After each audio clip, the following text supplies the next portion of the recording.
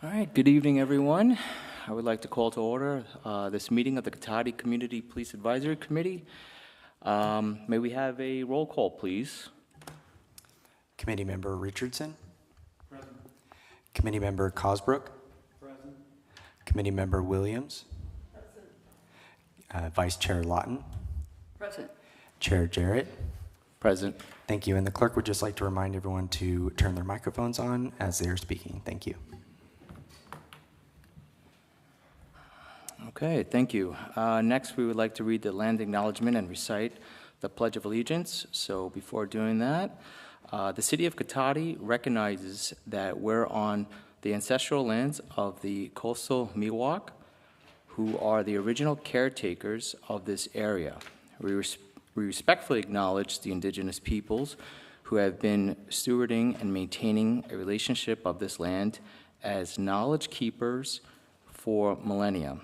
The acknowledgement does not take the place of authentic relationships with indigenous communities, but serves as a gesture of respect to the land we are on. So if we all can. May I speak on this, sir? Yes, please do so.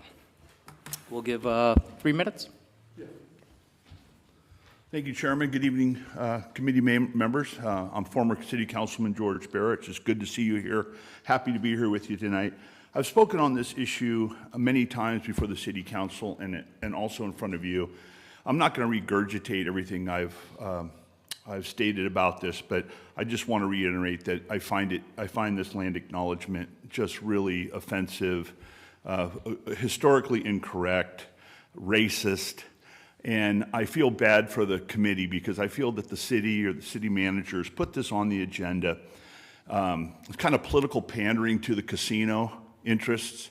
We had a chance to get the casino here in Cotati, on the outskirts of Cotati, some 20 years ago, and they blew off the casino, and then Rohnert Park got involved, and then Cotati got jealous because Rohnert Park got it and we didn't. Long story, but this is all about tax money, impact money from the casino coming to us, having our hand out the casino, and it's just really kind of gross to me. It's not really the way city government should be pandering to one group, and also the fact that we don't know whether the indigenous people, sold the land got taken from them, whether they traded for the land, whether they abandoned the land. We really don't know. We've done historical research on it. We just don't know, and this is just a lot of poppycock stuff to make everybody feel good, and maybe there's some white guilt here. I really don't know. It just doesn't sit right with me. But having said that, I asked the council if they'd be so kind as to put this matter at the end of the meeting, because those of us who are offended by it, we can come here, do business, go home, and let them sit around and play with issues like this, hold hands, smoke peace pipe, whatever they want to do. I don't care. But to put us through it, it's just kind of ridiculous. So having said that, I'm not going to speak on the Pledge of Allegiance, but I just want to thank you for having this Pledge of Allegiance at the beginning of the meeting. The City Council, they put it at the end. I think 99% of police boards and city councils around the country put it at the beginning of the meeting. I think that's very appropriate, and I want to thank you guys for doing that. Thanks. Anybody else would like to make a public comment? Via Zoom, either? Thank you, Chair Jarrett. We'll check with our Zoom attendees. If you'd like to make a public comment on this item, please use the raise hand icon.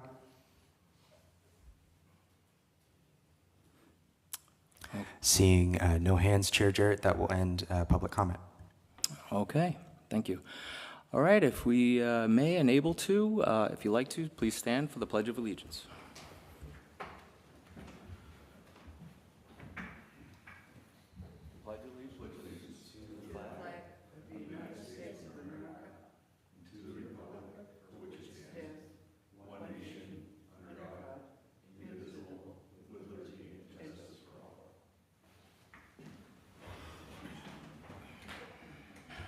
All right, thank you. Okay. All right, next on our agenda is we'll be moving on to the election of chair and vice chair for the upcoming year. First, are there any members of the public wishing to make a comment on this item? Anyone on Zoom? Thank you, Chair Jarrett. Once again, Zoom attendees, if you'd like to make a comment on this item, please use the raise hand icon. Okay. And seeing no hands, Chair Jarrett. All right, so if we'd like to have a discussion about who would like to serve as chair and vice chair, we may begin. Would you be willing to continue? To be on a fair note, I like to give others a chance, but I wouldn't mind serving as vice chair. Anybody would like? I'd accept that. Can I just nominate Jane and we can start there for chair? Okay. All right. Second. Yes. Okay, shall we, just to confirm, this would be Jane for the position of chair? Is that correct? Okay, can we call for a vote? Sure. Committee Member Richardson? Yes. Committee Member Cosbrook? Committee Member Williams? Yes. Vice Chair Lawton? Yeah. And Yes. Chair Jarrett? Aye, yes. All right, so let it be noted that Jane will serve as our next chair for the upcoming year. Now moving on for vice chairs, do we have anybody that would like to nominate anyone or take on the position? Can I just nominate you for vice chair and we just kind of clear that up? Yeah, I'll accept if you all vote on it. So anybody like the second? Second. Okay, great. Let's take a vote. Committee Member Richardson? Yes. Committee Member Cosbrook? Yes. Committee Member Williams? Yes. Chair Lawton? Yes. Vice Chair Jarrett? Yes. Okay, so let it be noted that I will serve as the next vice chair. So with that said, Jane, would you, I'm sorry, I need a little help on this. Do I carry out the meeting or do I hand the baton to Jane? It would just happen live right here. I think you guys would switch seats Okay, and yeah, Jane would take over as chair. okay, great. Yeah. Yeah. Thank you. Oh, okay.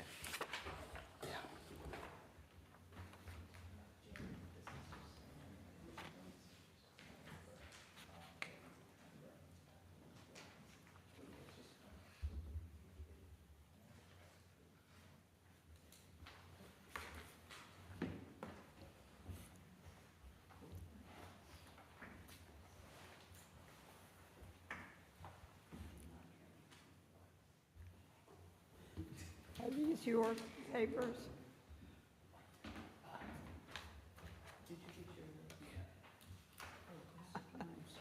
Just switch papers. Those are his.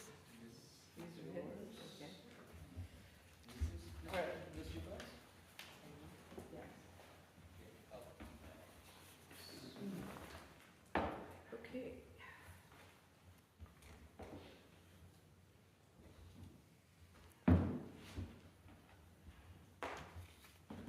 Oh, I think one of those was mine, agenda paper. The, so, I have that.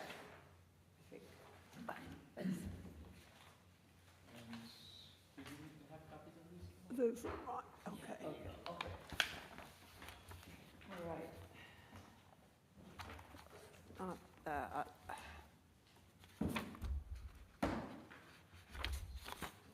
So we're Yes, so that is. right here. No, it was, what I'm missing is the agenda. Oh, that should be on your packet. In your packet. I know, but it's not. It was, Oh. it's somewhere among somebody's papers.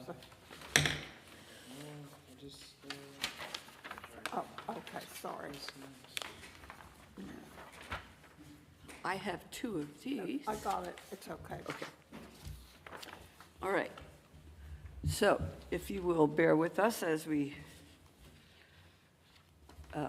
skate along here. Next, we'll have the approval of the minutes from our meeting of November 19th. Do any committee members have any changes to the minutes? Excuse me, Chair. I would just suggest opening to the, well, you can do either way. You can just make sure before you vote that you open it for the public for To the public public comment. for comment. Yeah, you can On take what we questions, you just can take did? questions now if you want, but then just make sure you open to public comment before you vote. Is there any public comment on the committee or how we, Seeing none in the room, checking with our Zoom attendees. If you'd like to make a public comment on approval of the minutes, please use the raise hand icon. And seeing no hands on Zoom. are there any proposals to the agenda? Any changes? I think we need to do a vote on minutes first. On the minutes, sorry. Yeah. Do we do that individually? We accept the minutes individually? We'll need a motion and a second, and then you could do a raise hand vote, make or I a can do a motion. roll call vote. I make a motion, we accept the minutes? I'll second. Yes. Yes? Yes. Yes. Thank you. Now we go to changes of agenda. Okay. Okay. Are there any proposed changes to the agenda? There's no proposed changes, Chair. Okay. We're open for public comment. Next, I would like to open the meeting for public comment. Are there any members of the public who would like to make a comment at this time? Now we will check if there are any Zoom members. Thank you, Chair Lawton. Once again, Zoom attendees, if you would like to make a public comment, please use the raise hand icon. We do have a hand from Lori. Lori, we're going to give you permission to speak here. All right, you have the floor. Hi, thank you for setting this all up. A couple of things. I asked at the last council meeting that this be more advertised. And no, you guys need to know, people need to know that you exist. And it doesn't look like that happened. Because I think this would be a robust conversation between everybody, and what the people have to say and the public have to say should come to you. What happened with this one is that the city council member Ben Ford decided that you all need to talk about the ICE, anti-ICE, and what to do about it, and that's all political. That's not, and the speaker and I, we both said, you know, that shouldn't be the way. It should be you and the public going to the council, not the council dictating what you're going to talk about for political reasons. So I wanted to mention that, so that originally it was supposed to be about local concerns, that what we needed to talk, not these national issues. And this is the kind of stuff that they do at, Damien especially does with commissions, trying to limit public input. And they keep control of the city by doing this kind of stuff. And it's not fair, and it's damaging to the city. He does it with Measure S Oversight Committee too. Don't worry, you're not the first. The other thing is, there is some major stuff going on with the city council and code enforcement and misuse of funds, and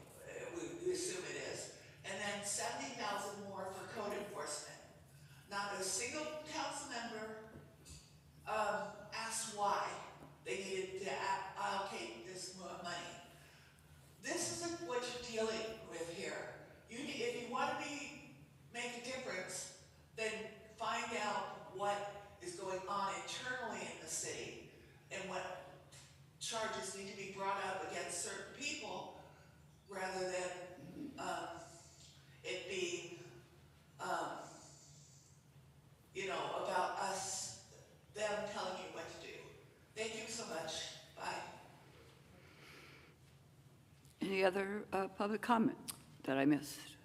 Person, Chair, is this citizen business right now? We aren't. This is general public comment. It is. I wasn't sure. Thank you. Thank you. Sorry, I was confused about that. Lori has a very good point. You know, we're supposed to be a bottom-up government, not top-down. In a Marxist socialist system of government, it's top-down. You're guilty before proven innocent. This is all taught in Government 101 or Poli-Sci 101 in college, right? And I'm very offended that Mr. Ford suggested that it come down from him to advise you when it should be the other way around. And I'm offended that Mr. Ford isn't here tonight after acting so concerned about what your priorities were going to be. He's not here.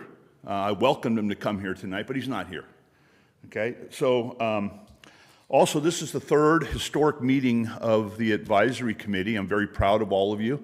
This is my third meeting that I've attended. I spoke out a lot in the first couple meetings to give you my history of memory lane of 30 years past with the first police advisory and now this one. And I wanted to ask you that first, but maybe just by a little raise of hands, if any of you have gone on any police ride-alongs since you first met and we talked about this. Anybody go on a police ride? Good, yes. Fantastic, fantastic. Thank you so much. Also, I did send you all a follow-up email to some of my concerns that I brought up, and to date I haven't. I know you're busy people, but I haven't received a reply to my email. If you can please look at that again. I'm also at your disposal for a cup of coffee if you want to talk about these issues, how I can get more involved or help you. Still looking forward. I put some effort into that email and I never got a response from anybody. I asked the city council to come down here tonight knowing how important your role is, and I see that none of them have showed up. I'm hoping that you will all join Neighborhood Watch. I've been involved with Neighborhood Watch for 25 years, and I'd love for it to be a really healthy addition to help the chief and the officers and so forth. So please keep that in mind. Also, I want to reiterate that tonight, every third Wednesday of the month for some 40, 50 years, the Rancho Adobe Board of Directors, Fire District Board of Directors meets down the street. And I like to go to those meetings. And now these meetings with the fire district, they conflict. And I'm going to ask you again if you can put that on the agenda. Reach out to Rancho Adobe. I'm going down to that meeting in a little while. But we have 30 days a month. There's no reason they should be on the same time and same date. If you guys can move this meeting maybe to a Thursday, we'd all appreciate it. We want to help you. We want to attend the meetings. And the fire district wants our participation as well. Now also, criminal charges have been filed against a couple city employees and Damien for extortion and perjury, and Mr. Obid as a complicit with conspiracy with Mr. Robert Smith on perjury. And the investigation seems to be a little stalled. We've tried to give them as much information as we can. They perjured themselves under oath in an administrative hearing, and it seems to be kind of going nowhere. And I want your support on this because there's other victims involved in this town, and I don't want to see this go on any longer. We don't want you to fail. We don't want you to look like you're a rubber stamp. I don't want to see this body dissolved again because, like years ago, they felt it wasn't really doing anything or they weren't acting independently, and that's not what we want to see. I want to see a nice, healthy group bringing on the issues of the day and working with our police to make it a better community and a safer community. Thank you. Any other public comment? Hello, I'm Raquel Holmes, and I learned of this meeting last week when I showed up for the proclamation for Black History Month, which was a wonderful activity. And I was glad to hear of the meeting, but I otherwise did not know of the police commission. And then it was very difficult to find my way to the meeting to find when it was happening and that it existed. So I do echo the call for making visible that you exist and when the meeting schedules are. There is the portal, the link exists, but it was actually very hard to find because it was a little picture that didn't look like it had a link. It's the city icon, the kind of tower on the page, and then it goes, so it wasn't linked together. So given how important in this climate, in the time that we're in, that your role is, it would be wonderful to have something that either puts that the committee's meeting on the board that's in the hub or some other ways. And I know there's a public announcement that gets put up in physical places, so thank you for doing that. But again, I think the question of having your activity visible where we can provide input would be greatly appreciated. Thank you.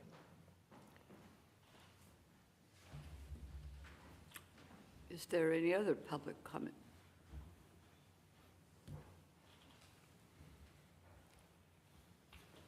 I think we already checked with Zoom, so it seems like this will end public comment. Okay. So let's go to the matters at hand. And that is our first meeting of business is the Police Chief Annual Report of the committee. That we may have that now. Yes. Thank you, Chair. And I think we got it up. All right, great. Well, good evening. It's my privilege to present to you the Cotati Police Department's annual report. This current presentation marks the 6th annual report that we've done. First was in 2020, that was presented in 2021, so this report today is presented for the 2025 calendar year. As with previous reports, the 2025 annual report is a tool for open discussion and will be posted on the website for greater accessibility and transparency. Next slide, please. So we start the report with just a message from me. It's also posted on our website, touching on our overarching mission to service to the community. I've been here as the chief now for 2 years, and I just certainly appreciate the opportunity to serve all the citizens, to be here with you all, and to have this report. Next slide. So our table of contents, as before, the primary meat and potatoes of this report is really data-driven with various charts and stats, and I'll go through them. It also touches on the community outreach and involvement that we've done over the past year. Next slide. So this is our org chart. It reflects present day, although this is 2025 annual report. So we have 13 sworn positions and 8 non-sworn civilian positions. We have 1 police officer vacancy. We had 3, but we sponsored 1 recruit through the academy in 2025, and he graduated with top honors. He did a great job through our field training and is now a solo beat officer. We also, even earlier in the year, had a police officer that had already graduated from the academy, passed field training in 2025, and is also a solo officer, so that's really good news for us.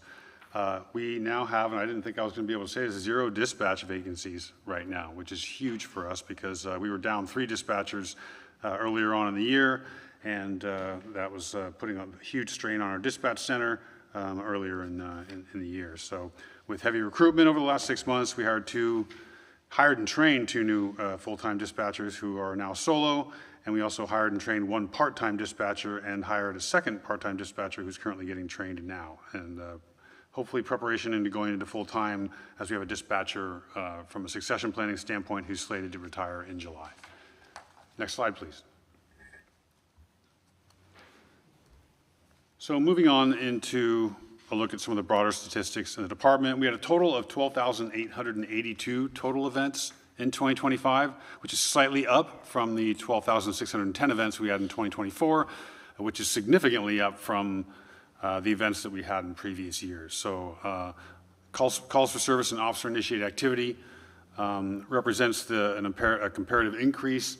When you look at it in terms of both calls for service and officer-initiated activity is down a bit, and what that really reflects is the year before when we had I'll just say a healthy amount of DUI arrests, in fact the most that we've ever had, and so we didn't have as many this year, but we still had quite a bit. Next slide.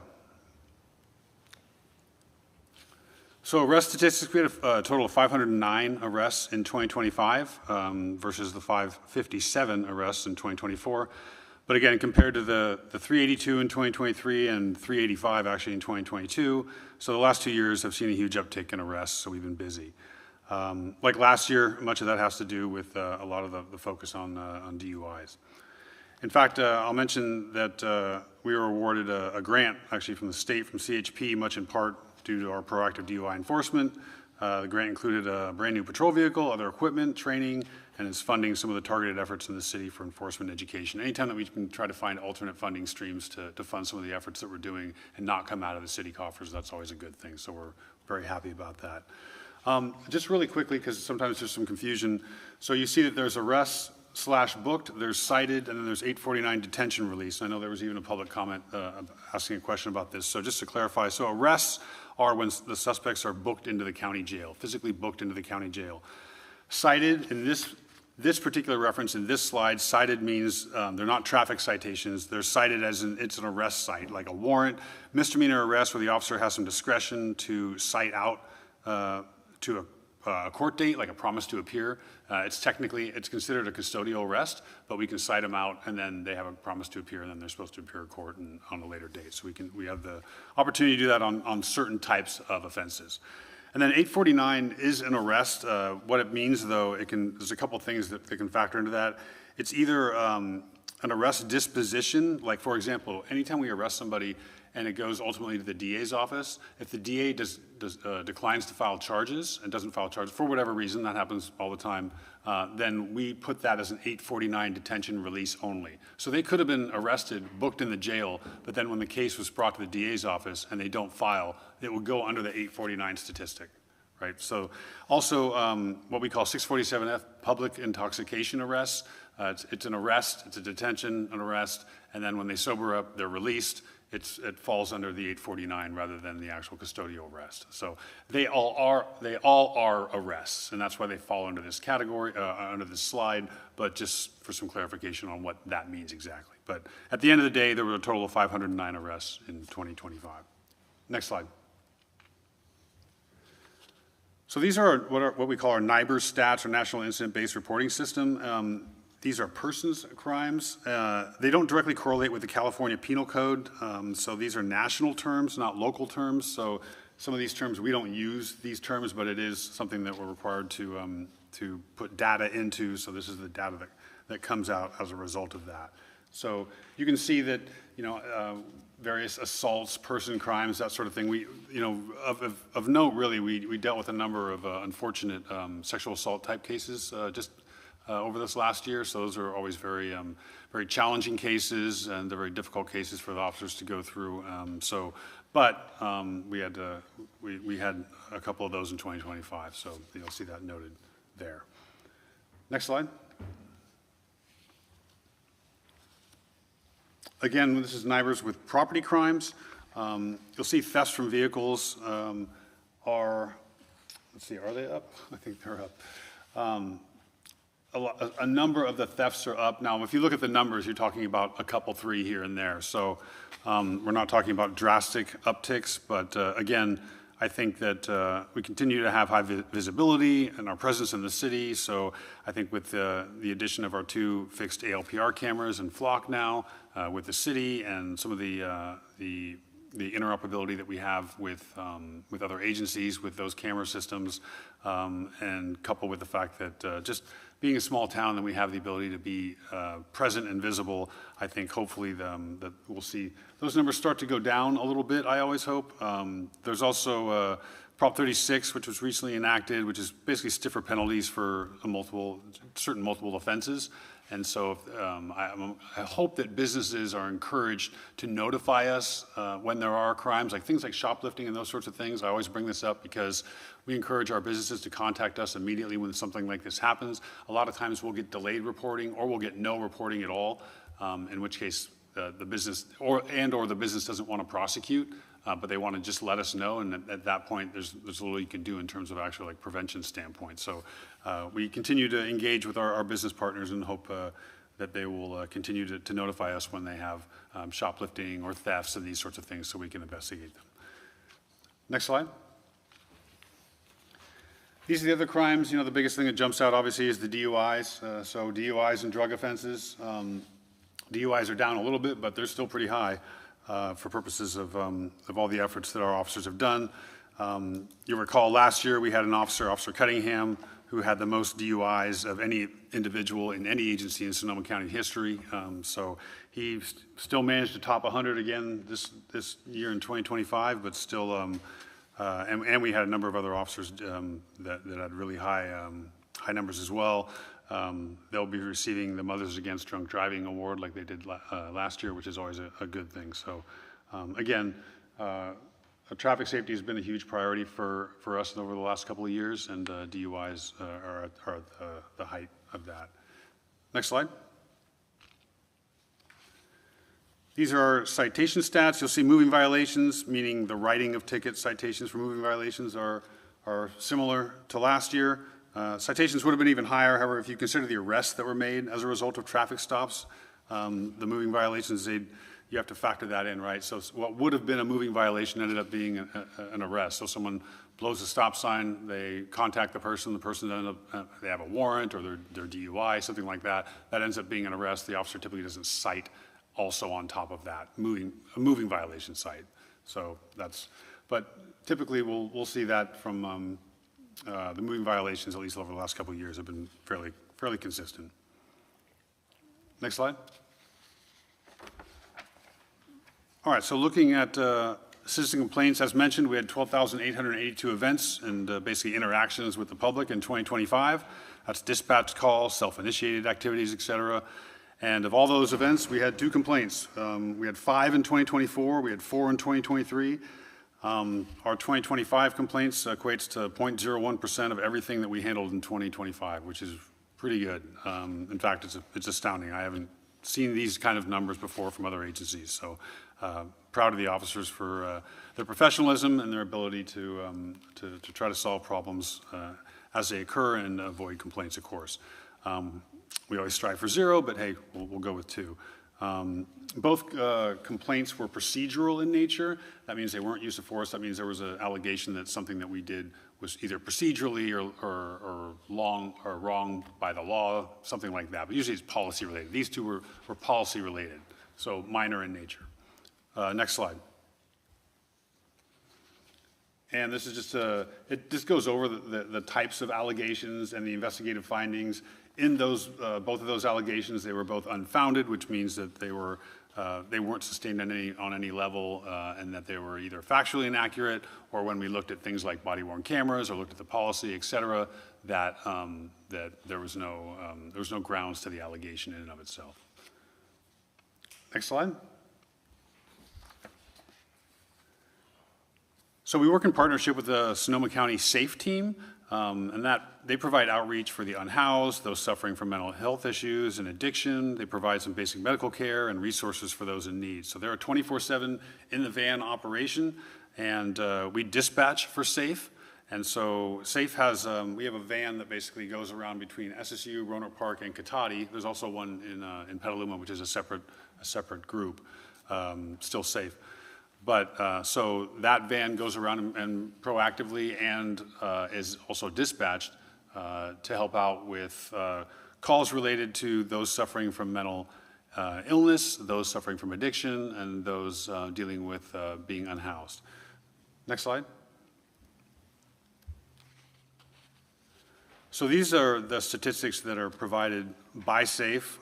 They had 219 calls for service in 2025. With 41 needing police services. So, and I mentioned that's important because then everything else is something that the police department didn't need to go to, right? And so there's always been some concern about, are the police going to some of these calls where they're really not needed to deal with mental health folks? And so those interactions sometimes have led to catastrophic consequences. So anytime that we can limit the time that an actual uniformed person comes and is dealing with someone like that, and it can be handled at a low level or lower level with the trained folks on SAFE, obviously that's something that we'd love to have. So it's a great resource for us, and it's something that is a great component of not only just for mental health, but also all the bridges between mental health and homelessness and addiction, and for our city, and trying to give a holistic approach to trying to deal with folks that are in need of help. Next slide.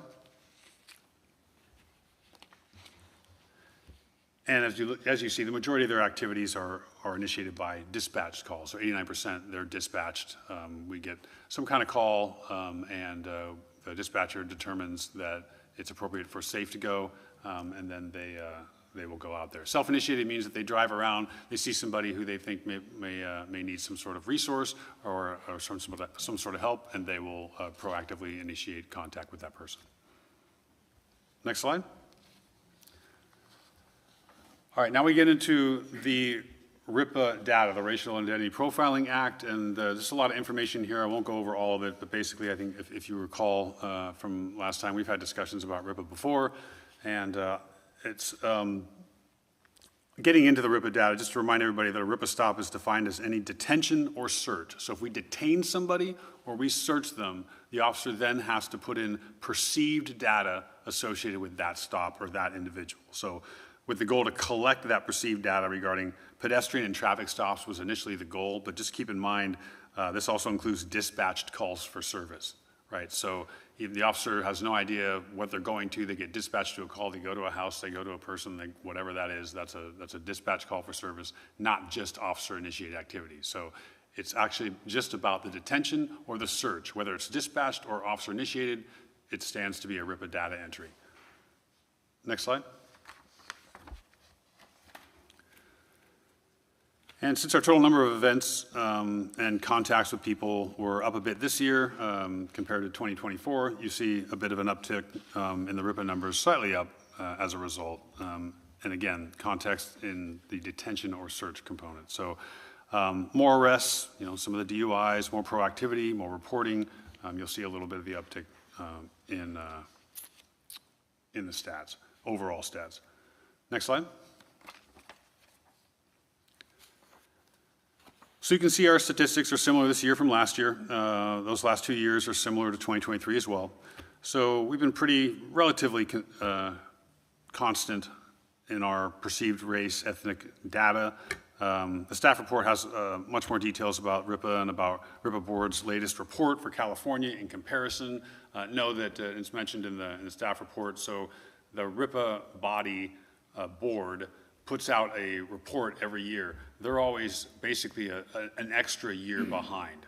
So they just released in January 2026 the 2024 report. So we're a year ahead of them in terms of our data collection compared to their actual release of their state report.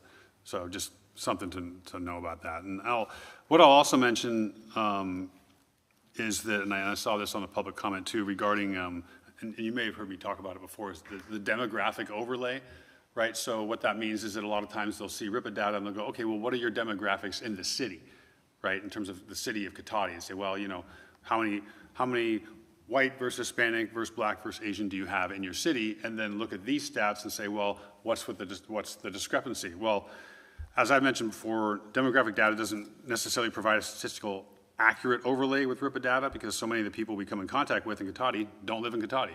And some of them don't live in Sonoma County, and some of them don't live in the Bay Area. So there's some, it's fuzzy math when you look at it. That said, I will say that if you look at our demographic data, at least right now, so Cotati, and I'll just do the two biggest, obviously, when you look at our stats, so white and Hispanic are the two big bars that you see, right?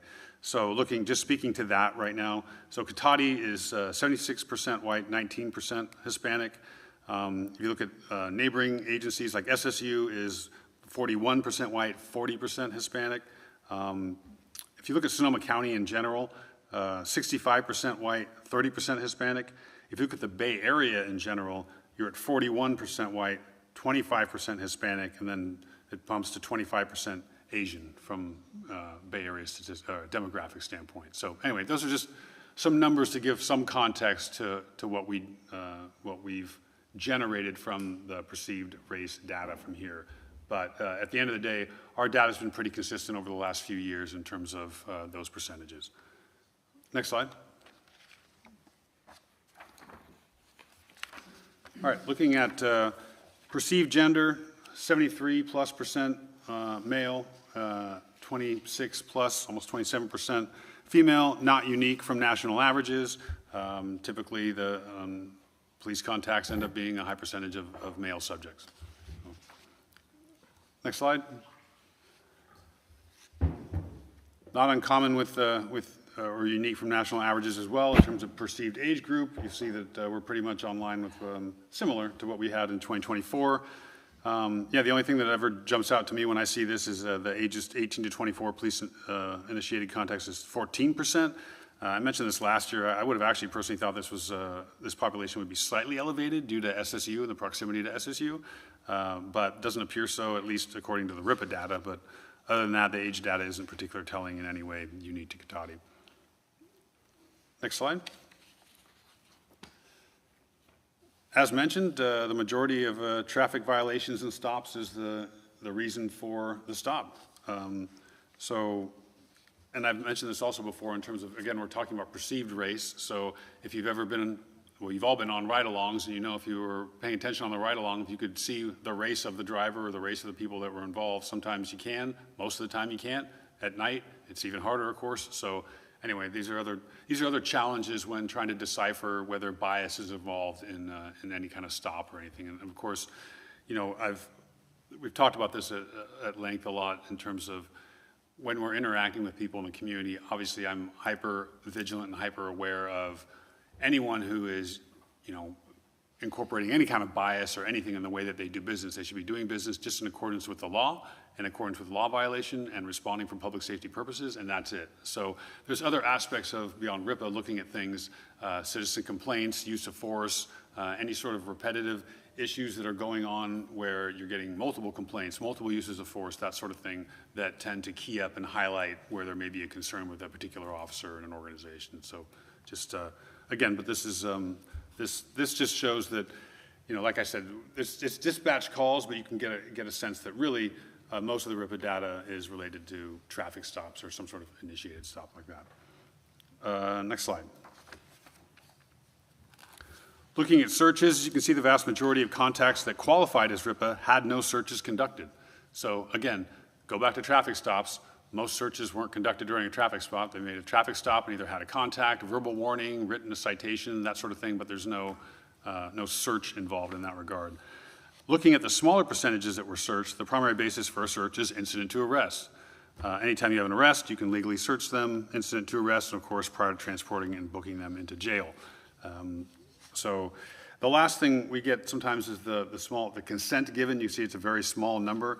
There's some instances where we may contact someone and they will consent to a search. There's this concern that officers are constantly asking just random people for consent to search and that sort of thing. That's not what's happening. A lot of times things actually get entered in as a consent search, even when they have the law on their side to search them anyway, right? So they'll contact someone who's on parole, they're on searchable parole, and the parolee will just spontaneously, hey, you can search me, I'm good, I don't have anything, you can check. And so that'll go in on a consent search. So those are scenarios that sometimes play out with some of these really smaller numbers.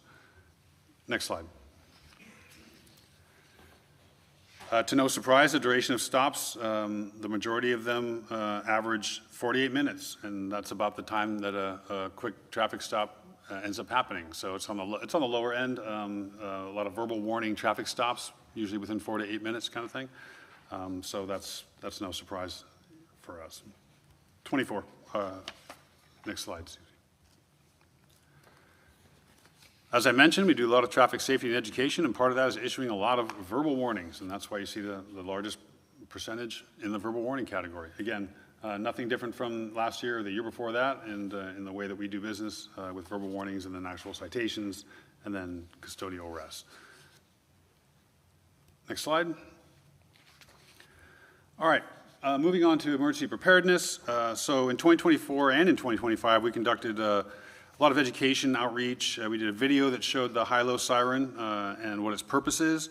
So in 2023, the department went to various parts of the city and actually demonstrated the siren, but it caused some confusion among residents because they just heard this siren, and no matter how much prep we gave and warnings we gave before we were going to do this exercise, we still got a lot of 911 calls wondering what was going on. So the last couple of years, we've done it on an online format and pushed that out to social media, let them know, and there's a video that we put together so they can hear what the siren sounds like, because it's different than a standard siren. Looking at the evacuation zones that we have here, We also train for emergency preparedness. In fact, we did a emergency operations exercise in 2025 at our Cotati Emergency Operations Center, our EOC, right across the street. We also did an emergency exercise with Thomas Page Academy and the Cotati Roanoke Park School District as part of the Great Shakeout earthquake preparation. So we are actively doing, at the very minimum yearly, doing emergency exercises on a grand scale for the city. Next slide. So we've done DEA drug take-back usually twice a year. It's usually in April and October. We've found that we aren't getting much from these single-day events. We did host an April event in 2025, but we didn't do the one in October because since then we have a bin in our public lobby where you can dispose of prescription pills anytime, every day throughout the year. So doing it, basically 2 times once during the year, we don't get a lot, but we just have it now. Our doors open. You can do that any time to drop off prescription meds, and that's what we do now. So it's actually a lot more efficient that way. Next slide.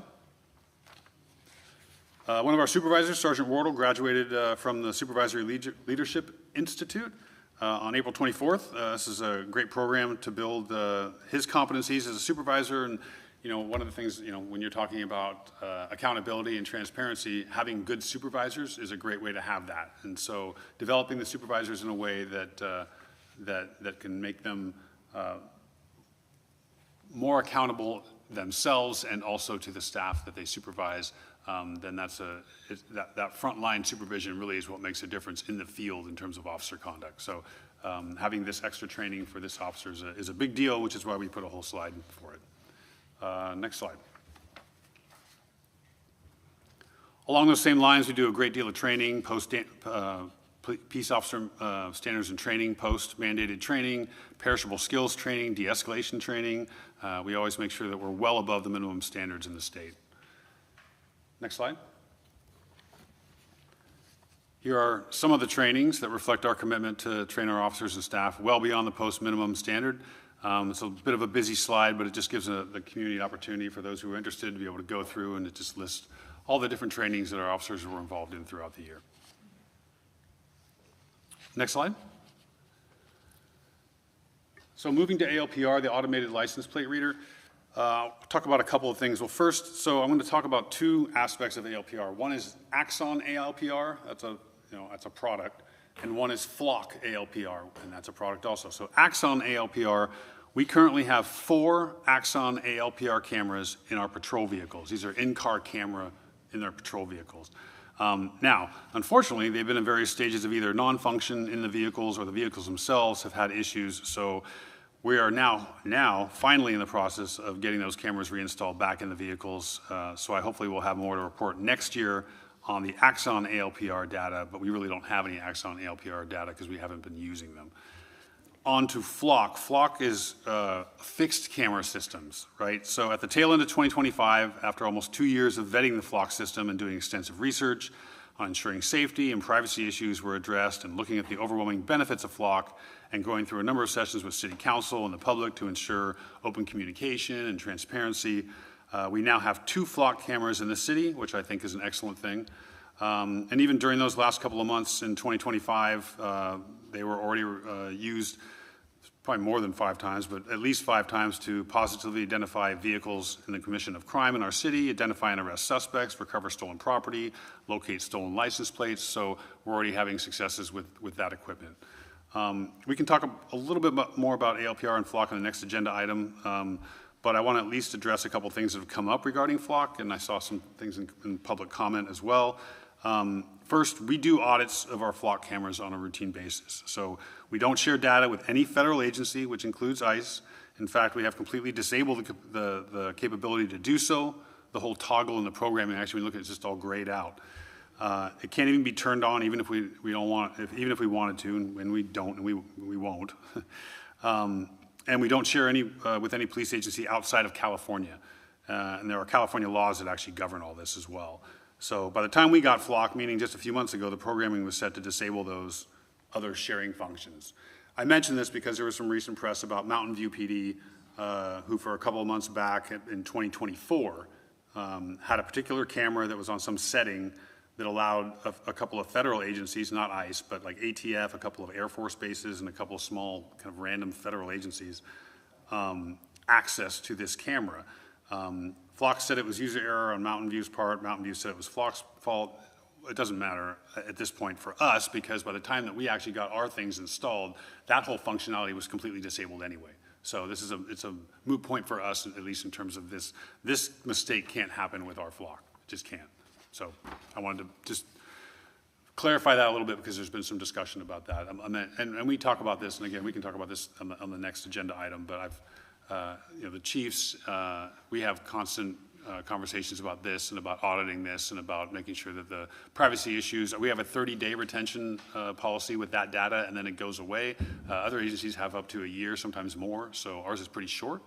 That cuts both ways, but for the most part, retention of that data after 30 days really isn't that helpful for us or useful to us anyway, so absent some very few exceptions.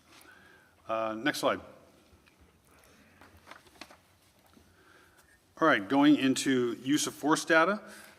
This is just this first part is about the Department of Justice use of force reporting, and their minimum standard, or their standard of reporting is a lot higher, or a lot more than what we do, a lot more than what they have. So there's an incident involving the shooting of a civilian, shooting of a peace officer by a civilian, an incident which of use of force is GBI, great bodily injury, serious bodily injury. That's heavy use of force type of incidents, right? We didn't have any of those, right? But at Cotati, we do even any use of force by a peace officer beyond simple handcuffing is marked as a use of force. We keep track of that, right? Even display of force, certain displays of force, unholstering specific police tools, electronic devices, pepper spray, firearm, we count displays of force as use of force also. Just keep that in mind in context when you see numbers regarding use of force. Some agencies don't do that. They don't track any of that stuff, and they just say, okay, only actual force at this level, so their numbers end up being a little lower sometimes. So just keep that in mind. Next slide. So we had 37 events that involved force of the 12,882 events and contacts that we had with people. So that's a very, very low percent, 0.29% of the time our officers were required to use force. The California average is actually 0.5, so we are well below the California average. National average is 1.7%. So that speaks to de-escalation techniques, that speaks to good training, that speaks to good communication when you have low use of force incidents. Again, as I mentioned, many uses of force are displays of force, not physical force. We chose to list displays as use of force. So our numbers are low once you start actually teasing out some of those other aspects of it. 16 of the 48 of our numbers were display only, not physically using force. So our percentage drops even more. 26 were simple control holds or defensive techniques when attempting to effect an arrest or handcuff a suspect, which leaves 4 taser deployments and 2 wraps. And the wrap is just a restraint device that keeps them immobilized and still. It's almost like a gurney for a combative suspect that you can strap in for their safety, and then they're typically transported to jail. You may notice, and again, public comment, written public comment mentioned this too. You may notice we had 2 use of force incidents that did not result in arrest. So 35 of the 37 resulted in arrest, leaving 2 that didn't, right? So on the first one, I'm going to speak to both of those. So the first incident was an officer was dispatched to a vehicle blocking the roadway. When the officer arrived and approached the vehicle, the subject fled and immediately crashed into another vehicle. The driver had an open container of alcohol and was displaying signs of intoxication. The officer used a control hold to pull the driver out of the car so he couldn't continue to drive. During that time, that's the use of force, by the way. The officer then quickly was able to identify that while the person had been drinking, he was not DUI, but instead having a medical emergency. So he was then taken to the hospital rather than arrested. So that wasn't an arrest in that situation. So, but he initially believed that it was a DUI driver fleeing from him based on the totality of those actions. The second one was officer was dispatched to a woman with a knife call who was said to be waving around a knife and a danger to others. When the officer entered the residence of the woman, he had his gun displayed. When he contacted the woman, he determined that she did not have a knife. He then holstered his weapon, and so that shows up as a display of a use of force. So those are those 2 that were use of force incidents that didn't result in arrest or custody. Next slide. This just has a definition of the use of force, different uses of force for folks to look at. K9 is no longer on there anymore because, well, Dolly is a tracker and she squeaks her toy and she licks. She does not bite. She is not an apprehension canine. So, next slide, please. So under AB 41, it requires police agencies to report out any assets that are considered military equipment. That's a very broad statement that includes, as you look at both of these things, neither one of them are military equipment, but they do fall under the requirements for reporting out. The command vehicle was not utilized in 2024 nor 2025. In fact, we decommissioned it in 2025, so you will not see it in the annual report next year. The beanbag shotgun was not utilized in 2025, and it wasn't utilized in 2024 either. I think there's alternatives to this system that are even safer, and maybe a time for a different discussion on that down the road. Next slide. So part of our commitment to the community outreach and interaction with the folks in our community are the in-person neighborhood beat meetings, neighborhood watch meetings. We did 2 meetings in 2025. We'll have to look there. Both are fairly low attended, and so where we find we get our best outreach and our best interaction with the community is when we go out to events. When we're asking people to come to the police department, and because that's where these events are held, we have very low numbers. You can postulate why that is the case. If people don't like coming to the police department, people would rather be at an event that's actually a little more fun where they interact with us. So, and now there's another slide that speaks to this, but we went to 30, 40 events this last year that had nothing to do with policing. And that's where we end up interacting with people and having good communication and good outreach for people. So we make it a point to get our officers out into those other city events and other events they're not police focused. It could be any event, right? And so they're handing out candy, interacting with people, and that sort of thing. That's where we get a lot of mileage with citizens and interacting with people more so than something like this. But so we'll revisit this year to kind of see if there's a way to tweak this, or if it's we want to make if there's something that we want to change in this, just because of low attendance. Next slide. This is an overview of patrol, what we do 24/7. For those that are interested, it hasn't changed much for the last few years, but for those that are want to know the kind of some bullet points on some of the things that we do on a daily basis, this is it. Next slide. We are also animal control. I'm partnered with Roanoke Park Animal Shelter. These are just photos of animals that have been located and were, we taken into custody, I guess. We didn't include these as arrest stats for the goats or the snakes, but in any event, they are. We do animal services. Next slide. We dispatch for for Cotati and also Sonoma State, and also, as I mentioned, for SAFE as well. We're a PSAP, which is a public safety answering point.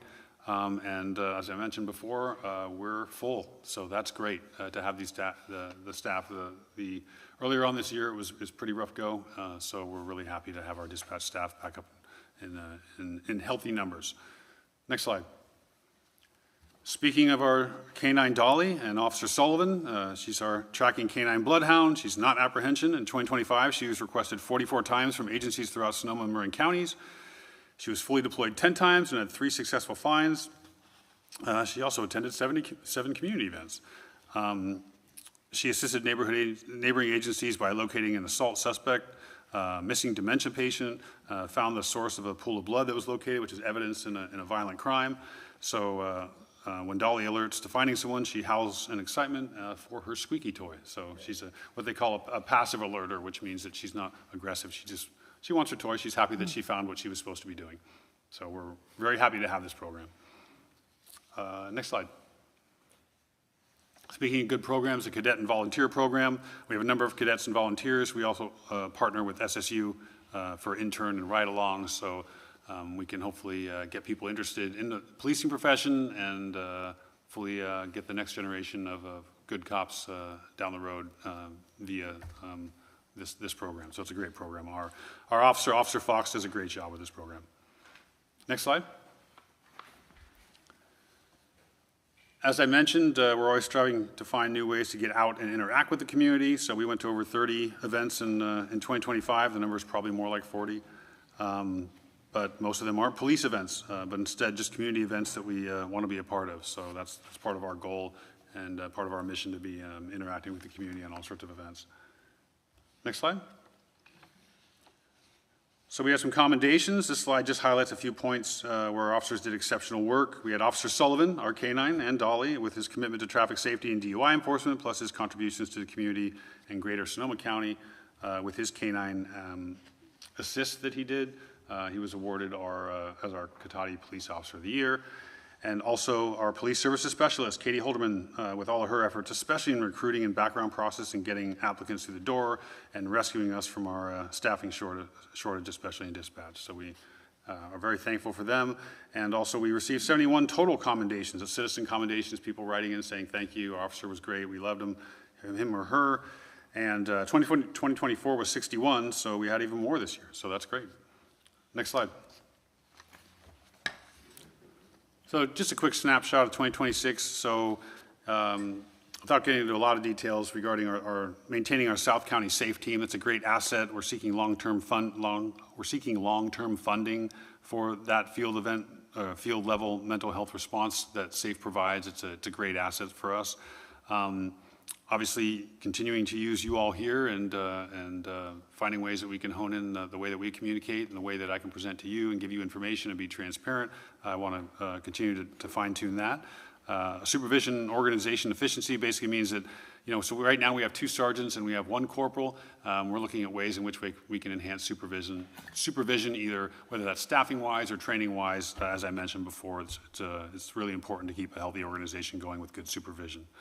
Enhanced traffic and DUI enforcement obviously is something that we want to continue utilizing technology. And I did want to mention we had a cannabis tax grant, state Homeland Security grant programs and other funding streams coming in, injecting money into our business so we can do a good job and keep our equipment healthy, our training healthy, our staffing healthy, et cetera. And continued community outreach and all that direct communication that I've been talking about. So next slide. With that, that's kind of a huge data download of really quick information. So if there's any questions that you have of me, I'm open for any questions or discussion. Thank you. Do any committee members have a question? I have a question. It's just a suggestion. I've been driving in this county for 55 years.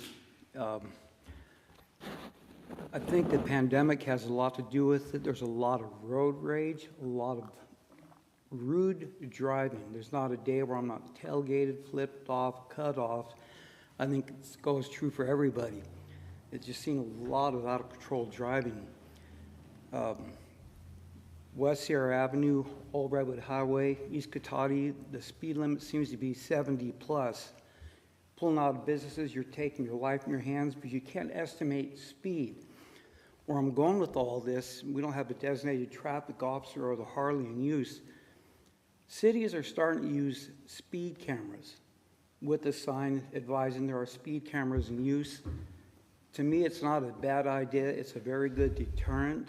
I don't know if Cotati down the road will consider speed cameras, but I think it's going to become necessary because it's just getting out of hand with the driving, with the speeding, with the rudeness. So that's just a thought that I'd like to put forward.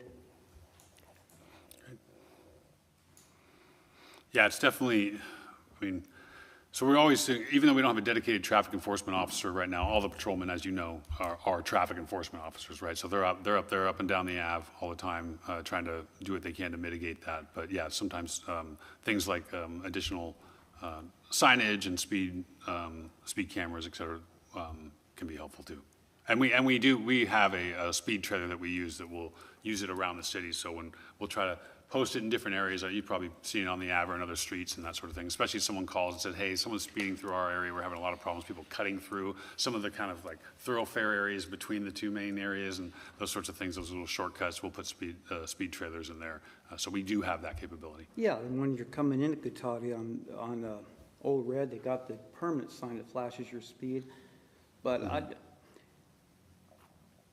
when an officer has to do an investigation for a traffic accident, there's a lot of time involved in that, and it takes a lot. It takes a lot of resources where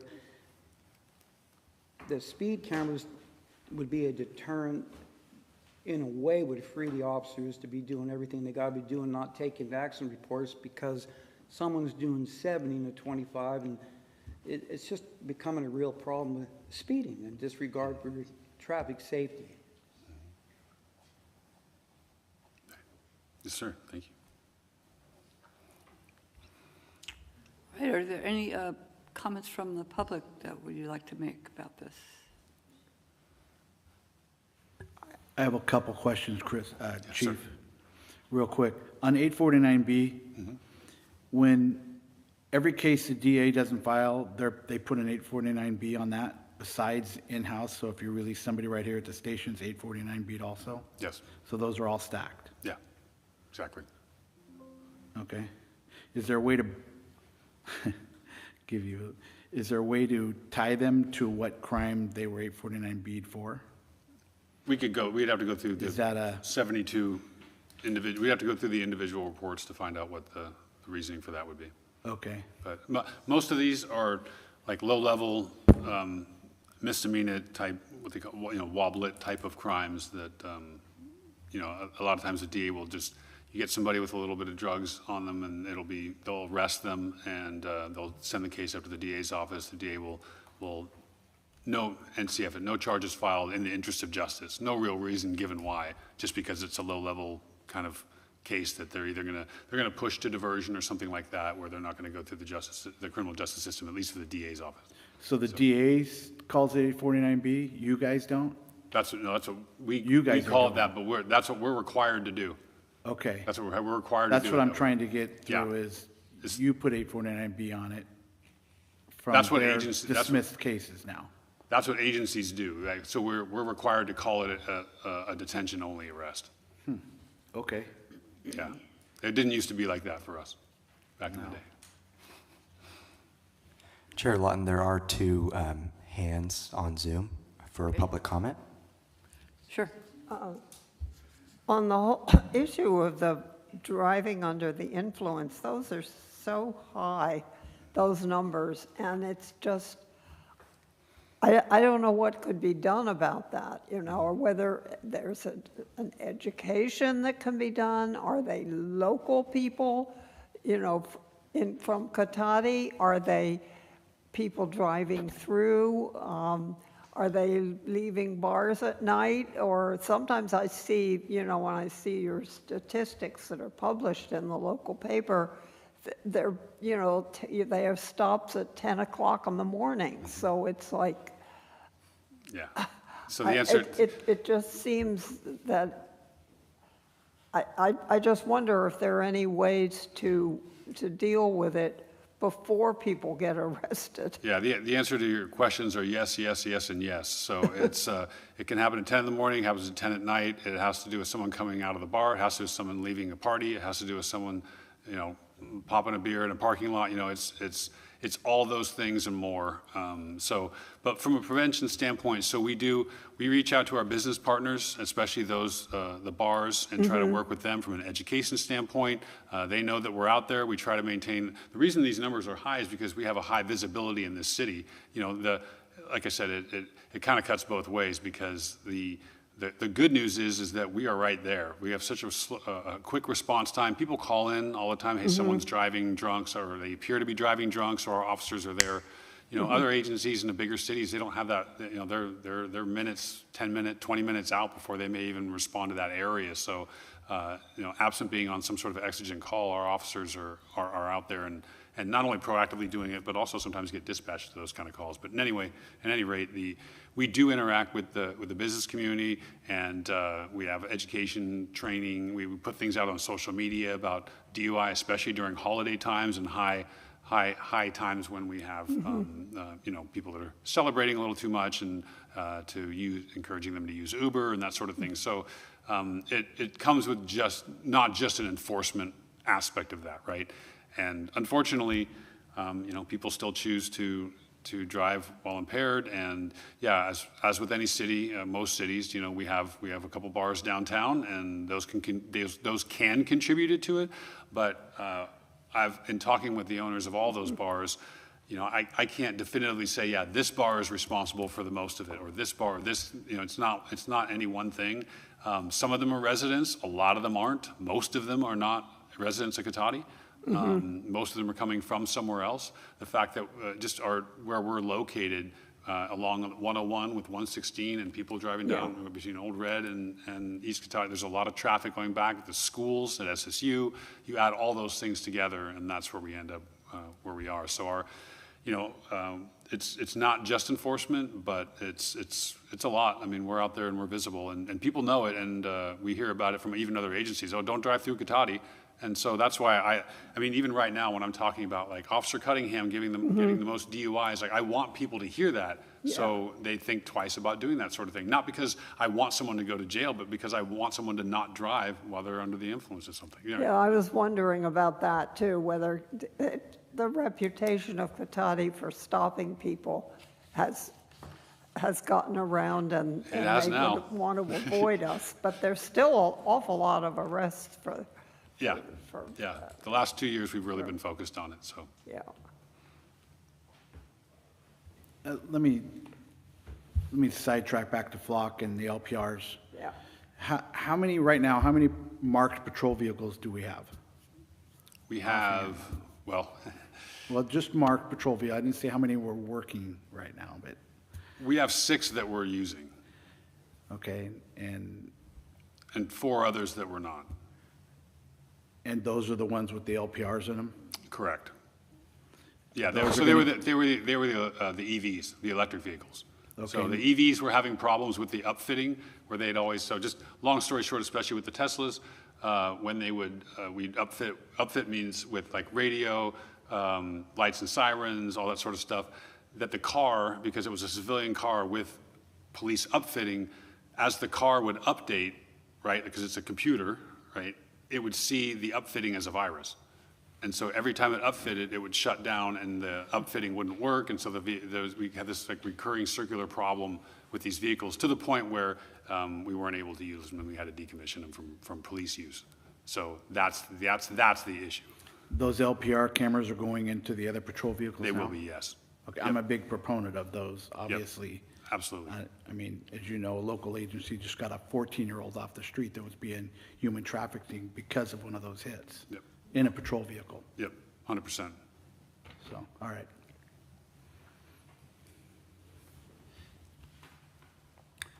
Public comments? Yes, thank you, Chair Lawton. We do have 2 hands on Zoom. The first hand is from Lori. I'm going to give you permission to speak here. All right, you have the floor. I wanted to commend Chief Simmons. He's really turned around this police, the whole, we don't have any bad officers or anything, and the reputation of the officers has skyrocketed, and people feel so good about the training and everything, and it's been wonderful to watch that, and you can see it in the statistics of how much his influence has helped the city. The other thing, it's not a big thing, but he did also mention, and this is something that's not always talked about, is that the overlay, that Cotati is 75% white, 20% Hispanic, and so that always skews our statistics, and because of it's been that way my whole life. I've lived here since I was a kid, and it's good to know that that's being taken into consideration in the statistics. Thank you.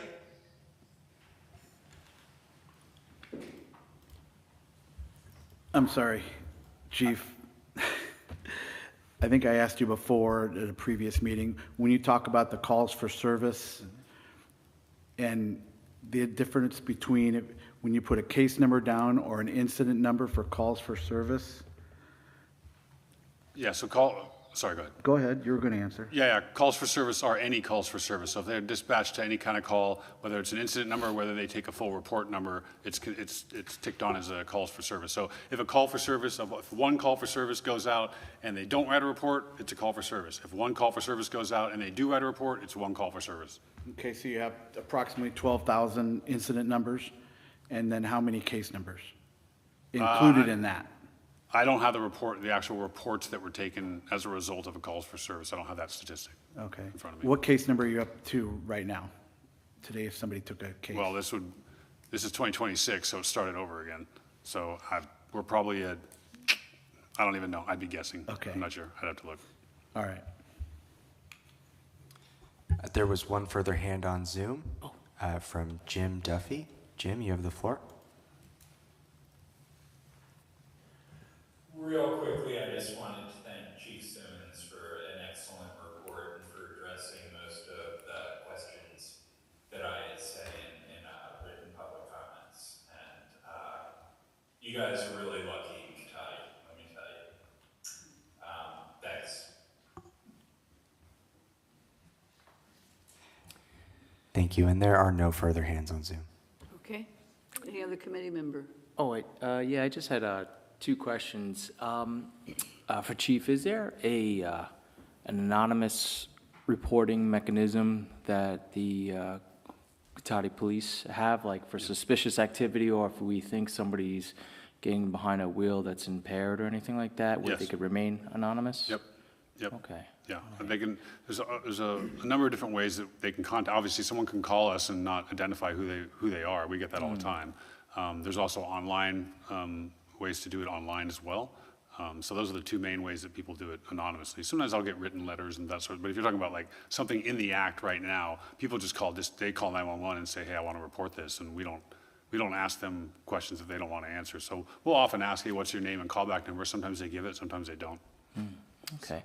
And the other thing that that just made me think of with the DUIs, do we offer any like trainings within this town, or have any other towns had a system where they offer trainings for those restaurants or bars that serve alcohol, where they could receive some type of certification voluntarily, of course, where it just promotes that they're wanting to keep the town safe? And for example, like they offer training for, like, let's say somebody who serves alcohol went to spot, the signs of impairment. I raise this question, I guess, because we have some restaurants coming up that I saw about, and as a way of just promoting that they're giving back to the community, that they're maybe serving their servers or bartenders, where they've undergone a voluntarily training within the town to just keep the town safe and prevent, not in a way where they're looking to, rat out or anything like that, but just to know when to cut somebody off. Have we ever had anything in place like that, on top of reaching out to them, where they could come to the police department for those types of training? I'm not aware of anything like specifically designated from the city with like a formalized training in that regard, but I do know that, so for example, anyone who gets a liquor license has to go through the ABC, right? So the Alcohol Beverage Control, they have their own training and their own requirements that all the staff needs to be aware of, right? So there's that piece of it. There's also the piece of it when they get their business license. These things come up as part of the discussions and part of the qualifiers to get licenses and that sort of thing, and permitting. So I think that's where you see it. It's kind of embedded into those systems, but we don't have a separate system on top of me going and talking to folks, and then the officers just being visible and going in and out of the restaurants and that sort of thing, and to let them know, like, hey, we're here, so make sure you take care of your patrons and make sure that you're looking out for them, and encourage them to get what we just talked about. So I think that happens a little bit like organically on top of that, but we don't have a special like designated class or anything from Cotati for anyone that's coming in, like a restaurant or either existing restaurants or restaurants to be that I'm aware of. I don't know that historically if there ever was that. Okay, thank you. Used to be, and I don't know what happened, the ABC sponsored a LEAD program, which every bar owner, bartender, security bouncer is required to be recertified every 2 years with a card for training like that, to know when someone's overly intoxicated, to stop serving, to look for signs. But also in that business, if you call the police because someone's climbed into 5,000 pounds of metal because they're drunk, you're going to lose your job. It's a real fine line. The officers do the best they can to be visual, to be driving around, but I don't know what happened with the LEAD program, but it was a very good program because it gave us tools. So to answer your question, there was a program called LEAD, and it was sponsored by the ABC. I'm not aware that it's happening anymore. I think because of maybe the pandemic, they stopped. It was in the community room, but it was a good tool. I know they have training and that it's part of their process. I don't know the details of that necessarily.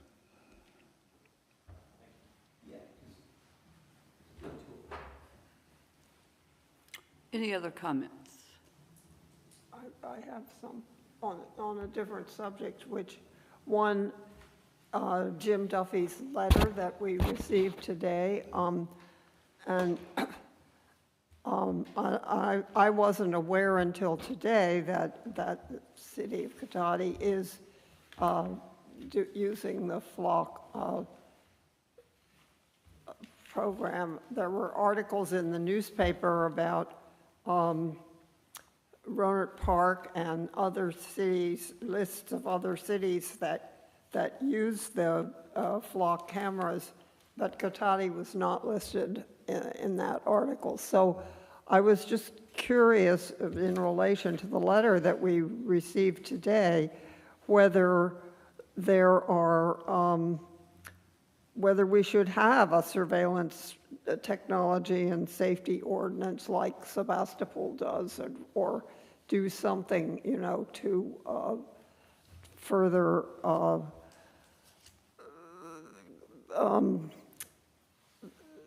have, you know, some supervision of that kind of oversight. Maybe to put that on an agenda, a future agenda, to see if, so that we could discuss whether we think that there should be more regulation of that, of FLOC. And then the other thing that we received, this statement from the Ner Shalom congregation, which is advocating for the protection of immigrant people and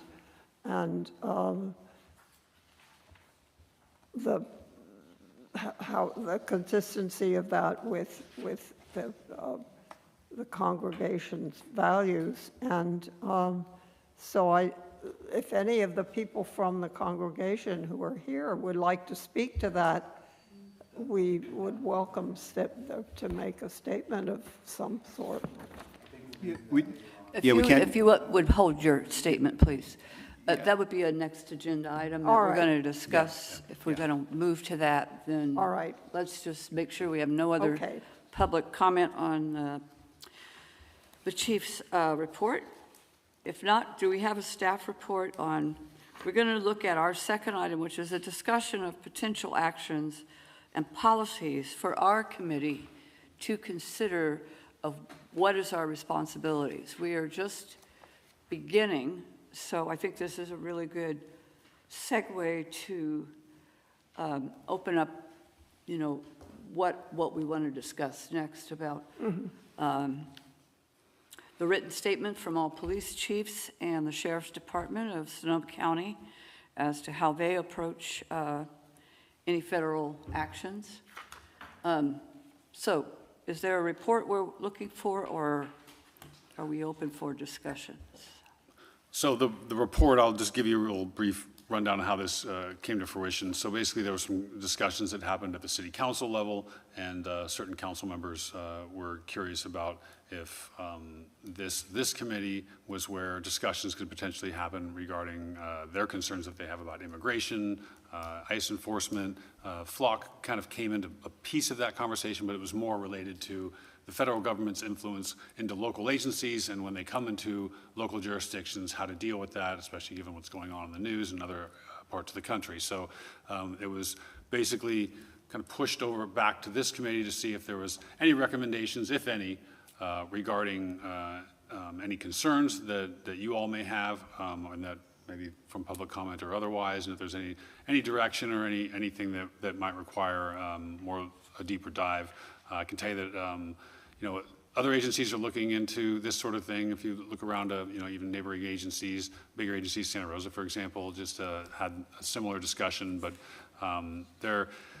they were focused on basically two main aspects of concern. One was pushing to the federal government their asks about regulating and training and the conduct by federal officers, et cetera. So that was one piece of it, was engaging with at the federal level, and the other was looking at their own city to see if there's something that they wanted to do, whether that was in the form of an ordinance or a proclamation or something, just at least stating to their community members so they felt safer.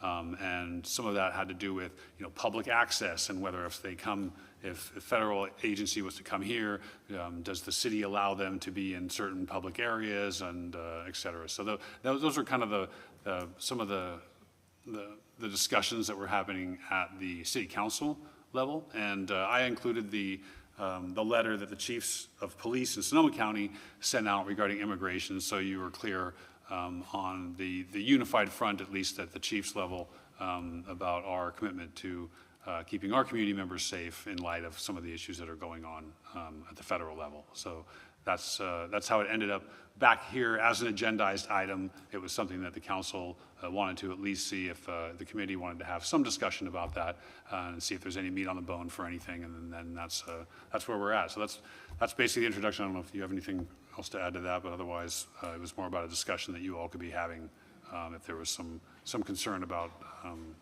the topics that I just discussed. Yeah, I'll just add that.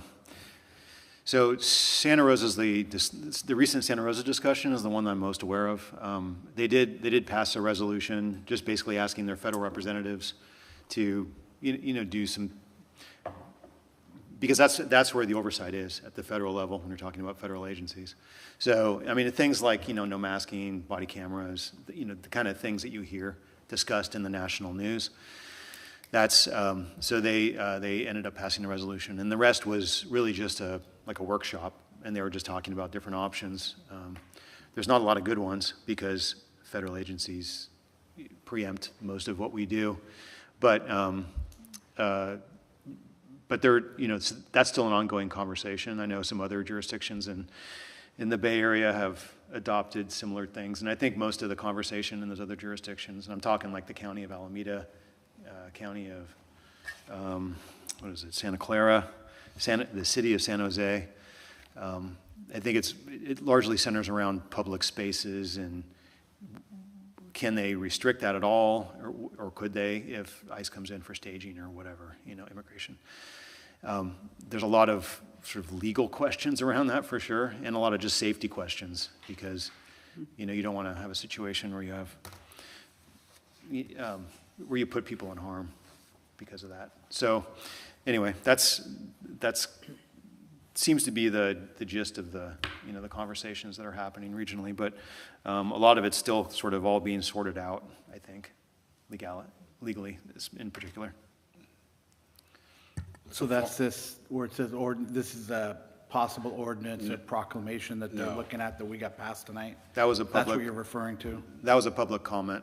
Yeah, so that's not from staff, that's not from the city. So just to be clear. It says the city council, city of Cotati hereby finds and declares as follows. Right. I believe it was a template just provided by a public commenter. In other words, the city council has not. Yeah, this is not something suggested from the city council. official. This is not something suggested from staff. This is not something suggested from the committee. Oh, is this was something they just wrote it up because I Correct. just got this tonight. Right. So I'm looking at it. Unless someone's told me otherwise, I would consider this just like any other public comment document that someone gives you. So this is nothing that's come from the, and I don't mean that it's, I haven't even read it, so it got. Well, I thought that's somebody was talking about Ben Ford and our direction. I hadn't heard anything, and then I was reading this, and I'm wondering if that's. Yeah, Okay. there's no direction from city council to do anything at this point. So it was more about having a discussion about these sorts of topics. This, like I said, this piece of paper that shows itself as a draft ordinance is not something that was brought to you by the city or by the city council. So this isn't endorsed by the city or anything? Correct, no. I haven't even read it. It's So, public comment. It's a public comment, like anything else. Someone submitted a piece of paper with this on it, and so this is their public comment about what they would like to see apparently on an ordinance, whatever that is, and I haven't, like I said, I haven't gone through it because I just saw it. Okay, that was great. So let's move on to any, if there's no other staff report, then Sure, yeah, please. open it up to the committee and public comment. And for the, let's respect the congregation of Ner Shalom first.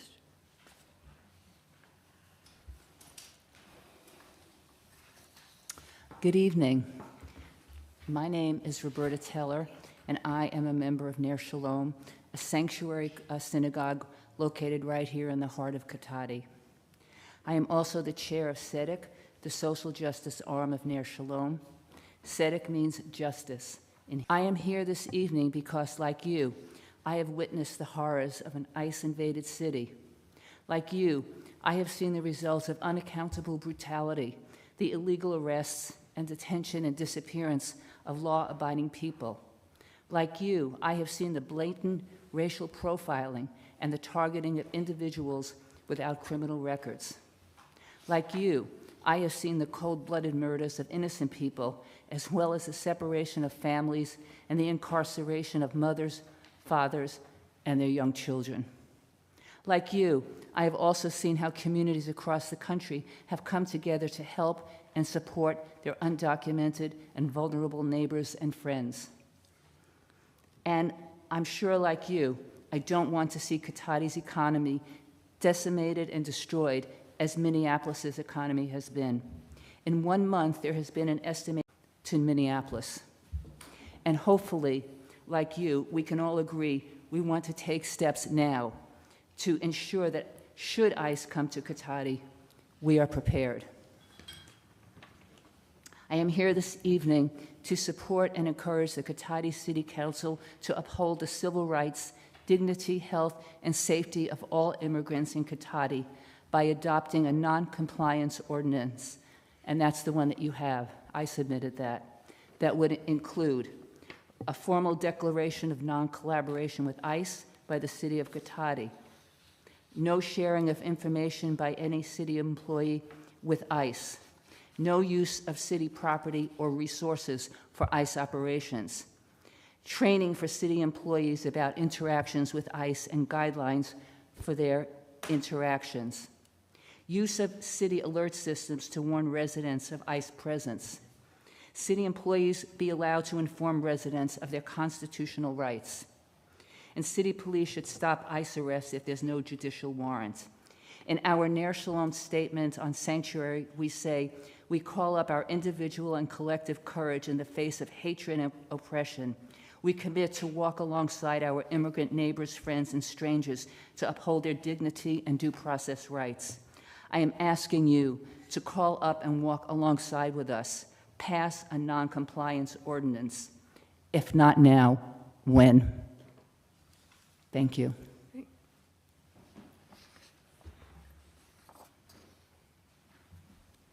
evening. Hi. My name's Elaine Leader, and I'm a former resident of Katati and a Dean Emerita, Professor Emerita at Sonoma State University, and the incoming president at Congregation Ner Shalom. I'm also here to speak in support of Katati developing an aggressive plan for resisting ICE's presence when they come to Katati. I'm the daughter of a refugee from the Holocaust. My father's family was marched to a pit outside of their little village in Lithuania, where my grandmother, my aunt, and my 17-year-old uncle were shot to death. along with 2,000 other people. In 1941, my father got out in 1939 on a visa that was limited to only a dozen people to get out of Lithuania. Had there been active resistance to the rounding up of those victims, my family would have lived. I'm here because the United States gave my father sanctuary and a path to citizenship. Because of this experience, I believe that I must speak on behalf of victims of extraordinary, non-judicial actions by a violent group of government people. I urge you to take an aggressive stance in resisting ISIS activities that puts our immigrant population in jeopardy. Katahdin has done the right thing before on controversial issues. This is a caring community dedicated to being a welcoming and safe place. Now is the time to stand up for human rights, and I thank you for your time.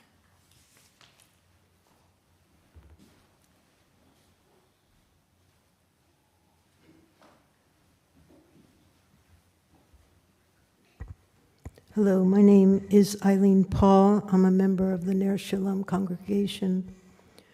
I realize that we have to respect the rule of law. However, federal ICE agents are not law-abiding, and their tactics are frankly brutal. We don't need or want that kind of force or brutality in our community, complete with illegal arrests and detention of law-abiding people. Please take steps to disallow ICE from coming into our community by developing a non-compliance ordinance. Thank you.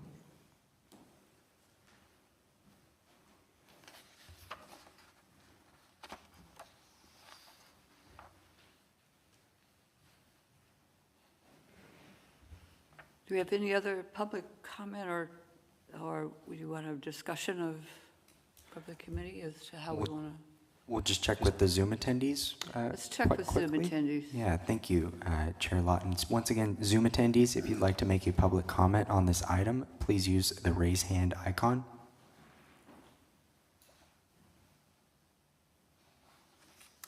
We do have a hand. The first hand is from Rhonda Findling. You have the floor.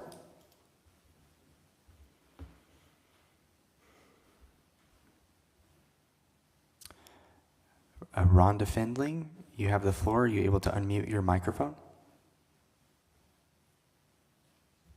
Thank you. Hello, my name is Heidi Dowdy. Rhonda Findling is my spouse, and we are also members of Ner Shalom. Really glad to hear our fellow members speak up, and I really enjoyed this meeting because I've never been to a meeting for the Community Police Advisory Committee, and I've been really impressed at the warmth I felt and the caring I felt about Katahdin. And so I'm hoping that that really carries out in a way that we can prepare now for ICE if they come, and carry that love over that I feel that we have for the people of Katahdin in a way that really will have to show bravery to stand up. And I really believe that once one city stands up and says no and has a non-compliance ordinance, that it gives power to other cities to do the same thing.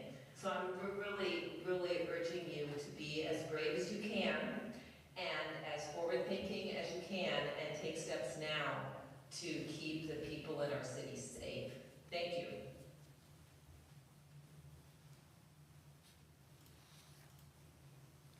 Thank you. The next hand is from Jessica N. You have the floor. Hi, good evening. I just hear a lot of terms like resist and aggressive stance, and I think as Katahdin, those aren't really terms that we like to use. Putting it extremely simply, the most simplest form, which I know this is not a very simple situation, is the only person that can get you in trouble is you. I teach that to my children. I try to teach that, to my nieces and nephews.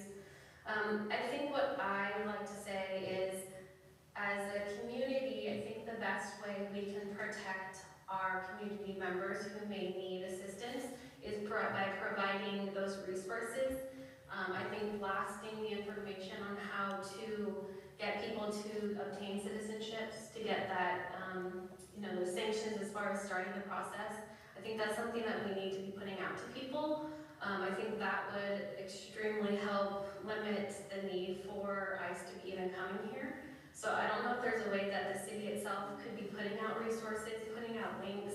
I think a lot of times people are worried that if they are going to be starting those applications, that then they're now saying, here I am, I'm here, and that's not necessarily the case. By submitting your name to an application to get citizenship, is by starting the process by saying, yes, I want to be here and I want to do it the right way, and I fully support that, and I think that's what needs to happen. The city needs to support that. Thank you.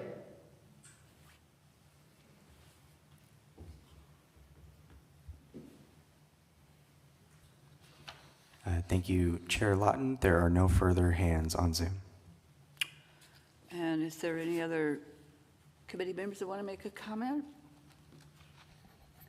Well, I think, in terms of if we have an ordinance or procedures of any kind, that has to be an action by the city council. In Santa Rosa, there was a big meeting there recently, where proposals were made by members of the community and others, and the city is considering something. But I mean, we can recommend that the city take up this subject and try to devise some strategy that would be appropriate for Cotati. I think that would, to me, that would be the way to go with it.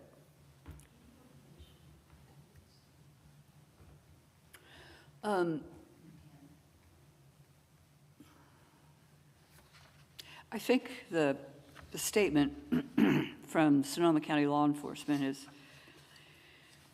pretty clear about their commitment to protecting any citizen of Sonoma County. And I certainly could look at a recommendation of City Council that if we want to, are we recommending like being a sanctuary city? Are we already a sanctuary city?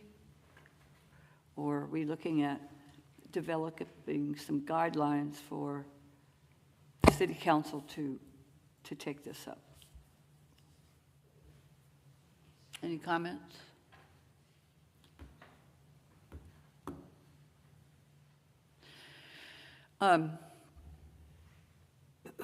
Well, a sanctuary city without anything specific is really doesn't say very much. I mean, it makes Well, it would a have, yes, statement. it would have to be. And I think that's what Santa Rosa was dealing with. What specifically do we need to do that, that is legal, that we can do, that would protect people? And we could possibly take some guidance from their actions and see whether that would be applicable to Cotati, for example. Yeah, I think maybe an idea, my wife is Latina, and of course she's a citizen, but as an observer. I don't know if we would want to maybe recommend that we have someone come in and do a training on how you are an ICE observer without getting involved. You tell people their rights, or possibly. Mm-hmm. So as I read this, they just want to know if you want to, they want to take some kind of action, if we have any input of what action that the city council wants to take. That's what I think they're looking for from us, is they want to take some kind of action. What that is, I don't know. I'm assuming it's probably something similar to Santa Rosa. I don't know that. But all they're looking for is if we have any recommendations to them or anything, a policy or something like that. That's what I'm reading into this. And just to be clear, there's no mandate from the council to take action on your for you. So it's just, I just want to be clear on that. So if there's an action that you want to put forth, because of the discussions, and that's obviously your prerogative, but I just want to make sure that you're aware of that. I would like to suggest that we table this for the next meeting so we could do our research on what ideas we can float around. This was brought upon us today. I don't like to be prepared when I haven't done my research on things that we can do. That is a balance. I like to suggest it as a topic for the next meeting so we could do our homework on it. I would like to let this woman have a comment if she'd like. If you'd have to reopen public comment for everybody. Can I reopen the public comment? Yeah, certainly. Yeah. Hi, I'm Robin Birdfeather. I'm a resident of Cotati for 24 years. You all are doing wonderful work, and I want to further the questions that you just put on the board. We at the SEDEC committee have been in touch with some Petaluma folks who have been doing some very wonderful work with preparing the informational stuff that I can give you in a minute, to go to businesses where ICE is likely to show up, or places of business, and inform them of what their rights are ahead of time so that they are prepared to know what to do when ICE does show up and be legal about it, reasonable about it. So we have key points for preparing for ICE action with these QR codes for Employer's Guide for Training Employees, I-9 Guide for Employers, judicial warrant, and what a judicial warrant actually looks like, not an administrative one, which is not legal, and Sonoma County Legal Services, so that they have this prepared. They take their employees through whatever steps need to be understood about their rights, about employee spaces that can be not invaded by ICE because of signage that you can put up and so on. So I'm trying to think how this dovetails with what you're doing.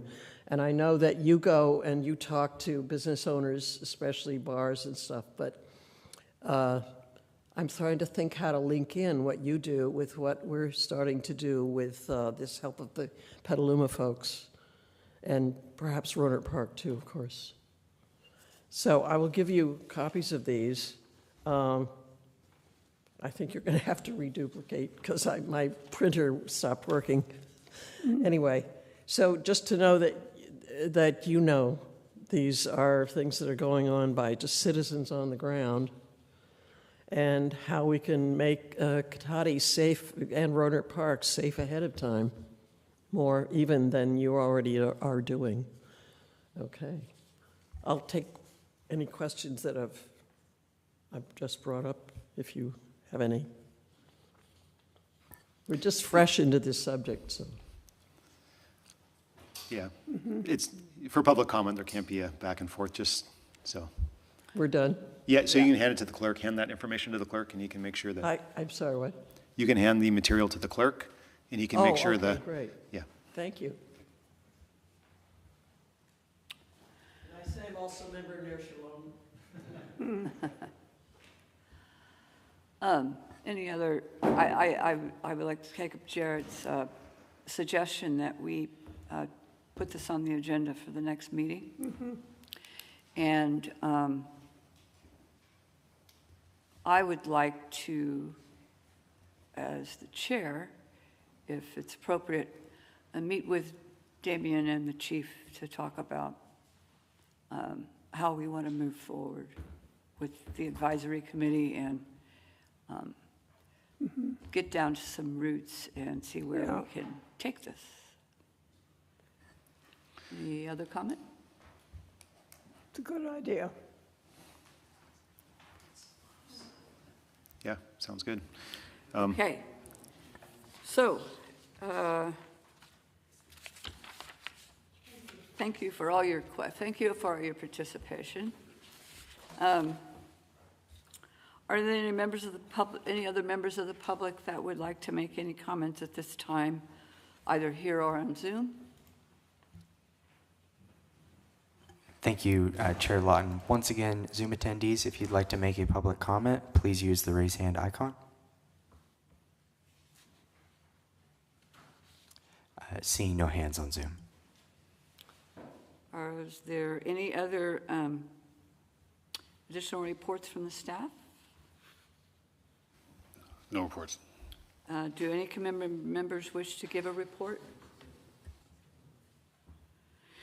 Okay. I would like to open the meeting again to public comment. Are there any members of the public who would like to make a comment at this time, either here or on Zoom? Thank you. Once again, Zoom attendees, this will be the last chance for public comment. Please use the raise hand icon if you would like to make a public comment.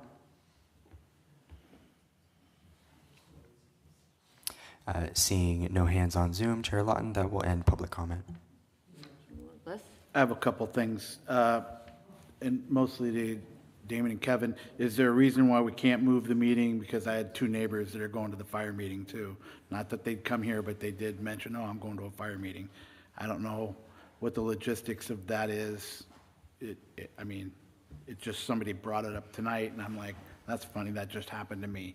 I don't know if it, really probably not that big a deal, but I heard it twice and 3 times in one day now. So I'd probably, because I'm coming to the meeting here tonight. Yeah, I mean, to move the regular meetings, it would be an amendment to the bylaws to do that. So we did bring the bylaws back and amend them to move the regular meeting.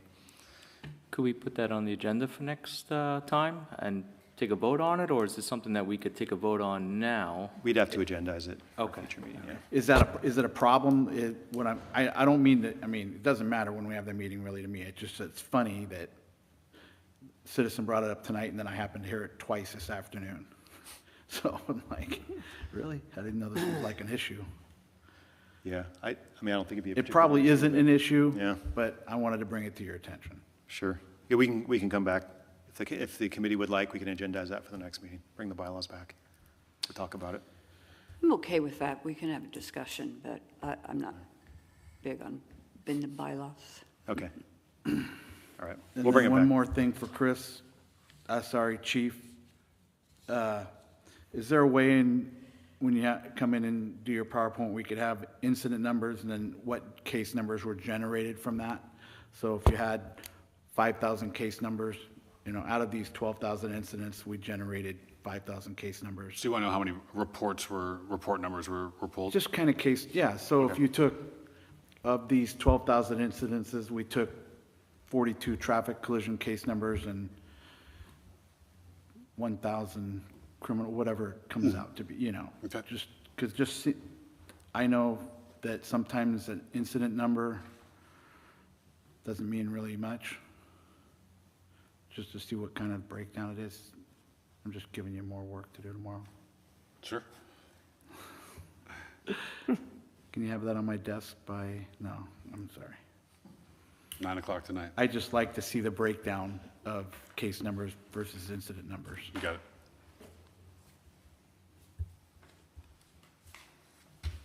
it. Okay.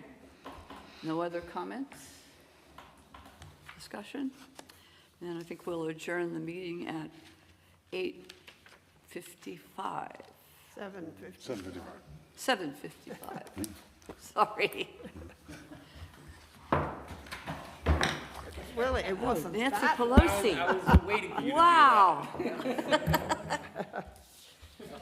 That makes you feel important, doesn't it? Yeah, exactly. It's too good to do. Hey, thanks for your cheat notes. No, it's